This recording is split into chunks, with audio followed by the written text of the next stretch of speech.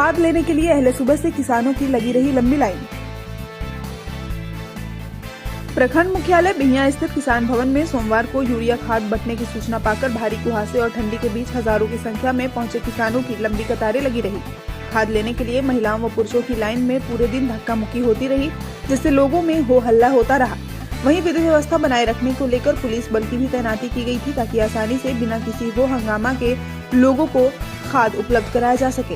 वहीं इस संबंध में बिहियां स्थित बिस्कोमान गोदाम के मैनेजर राकेश कुमार ने बताया कि उनके गोदाम में कुल 650 बोरा यूरिया खाद उपलब्ध था, जिसे 100% बिहियां प्रखंड के किसानों के बीच वितरण कर दिया गया है। बताया कि पुनः यूरिया खाद आने के बाद वितरण किया जाएगा।